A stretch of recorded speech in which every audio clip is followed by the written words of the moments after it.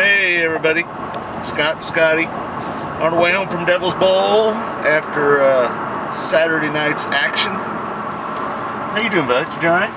Oh, hey, I'm doing good. that is a foul. You know what I thought a when you camera. said, I'm going to hold this camera from over here? I'm going to say, well, cool, he's got to hold that camera with his left hand with that, and then be holding No his guard. right hand. No guard. No hockey stick. Quit it! Hey man, that's like some foul stuff going on there. Did you have a good time, Devil's Bowl? Well, Devil's Bowl, always good people. Yep. Devil's Bowl's Devil's Bowl. It's got its own traits and characteristics as a racetrack. Clean air is the key, and you got to keep your momentum up, as you always have to do on those big tracks. That's what it is.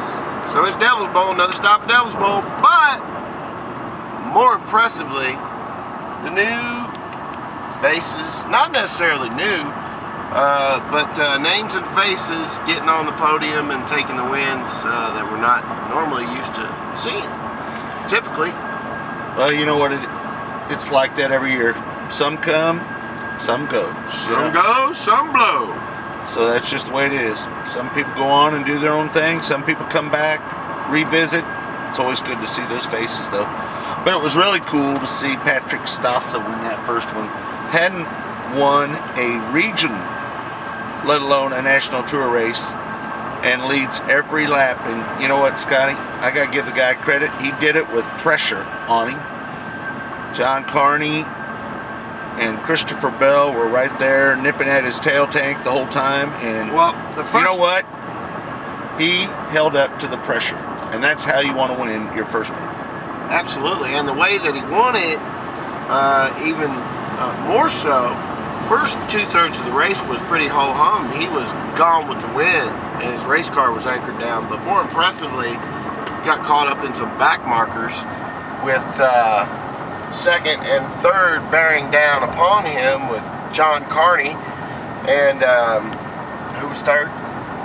Christopher Bell. Christopher Bell was back in there, and they checked up for the lap traffic coming off of 4, and it was a brand new ball game, and the guys were 3 wide, checked up, boxed in for the lead going down the front straightaway. And when you were thinking to yourself, well, let me see how this is going to shake down, like you said, quite possibly Christopher Bell is going to come out on top of this whole shakedown, and thought Carney might get by him too, and there goes the dream for Stasa. But that's not what happened. Stasa did a hell of a job holding his line. They weeded on through the traffic, and he came out on top.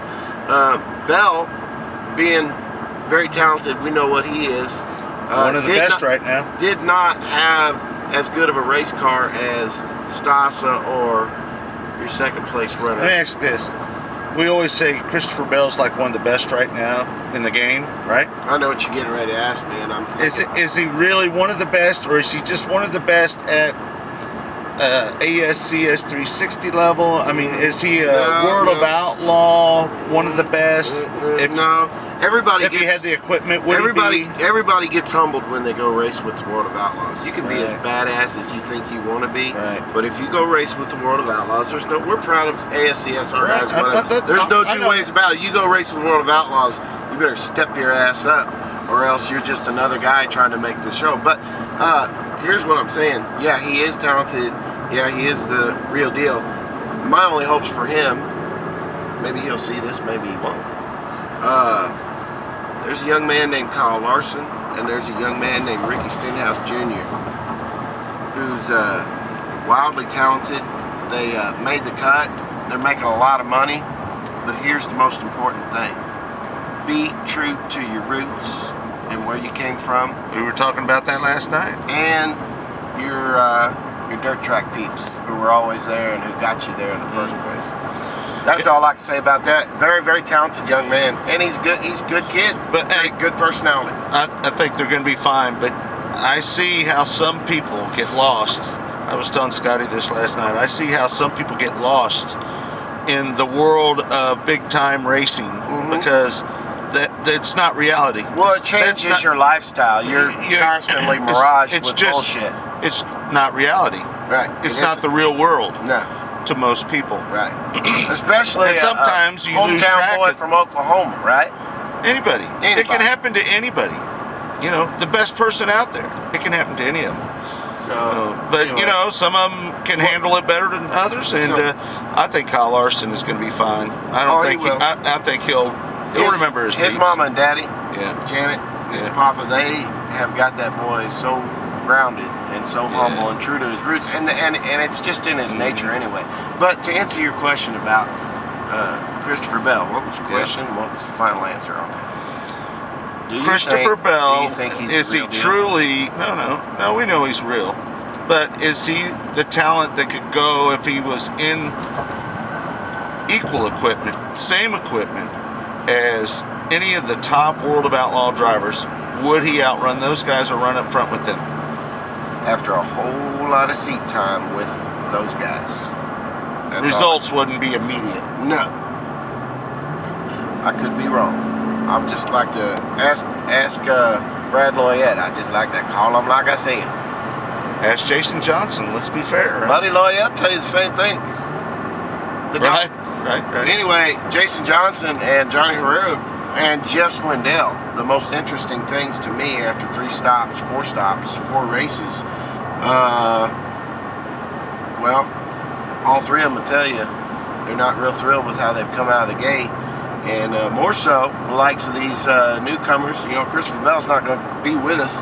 Right. He's been all up in the podium. And really, and truth be known, he didn't really want to be at Devil's Bowl, I think, this weekend from what we were told, right? He had other arrangements, but was obligated kind of morally to come back and run. And backed it up with a good run. Yep. Rico Abreu, he comes in, does his thing. Tony Bruce Jr. ought to be in the thick of the points. Matt Covington, very, very impressive after he banged us. Tony Bruce and Matt Covington got together in a heat race at Yuma, night number 1. Covington banged the hell out of his knee, and then he rebounded the next night with a solid run, and then 2 big runs.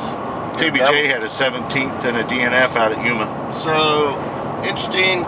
All these guys tell you way too early to look at the points and worry about it, but for me or you and the media or anybody else, this is when it's fun to look at the points because it's early and the newcomers and the guys not normally up in the podiums and wins coming out of the gate, and the old ass kickers are stumbling. So we'll see how it unfolds. Yeah, but you know, the cream always rises to the top. So eventually, with time. Yeah, it always happens in that a way. good number of races. Rarely does it not.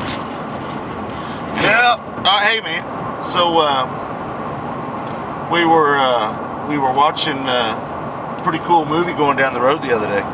A movie that I've been telling you about for about 7 years. Oh, don't tell anybody that we can watch DVDs as we're driving down the road. That's the only reason you said that, so you can let everybody know you got a DVD now. Talk about the movie though.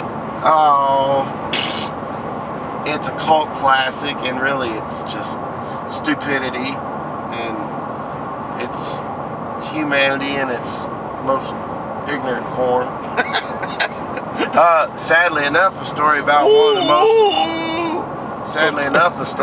of the most brilliant writers ever. And the movie Fear and Loathing in Las Vegas, everybody's seen it except you till the other night. And a story about an amazing man with an unbelievable, amazing talent, Hunter S. Thompson. And everyone knows and has heard about him as well. He was a crazy man, let me tell you. Crazy. Anyway, all right. Well, had a good time down in Devil's Bowl. We'll see you at the Dirty 30. See our peeps later. See you on the Hammer Hill. Adios.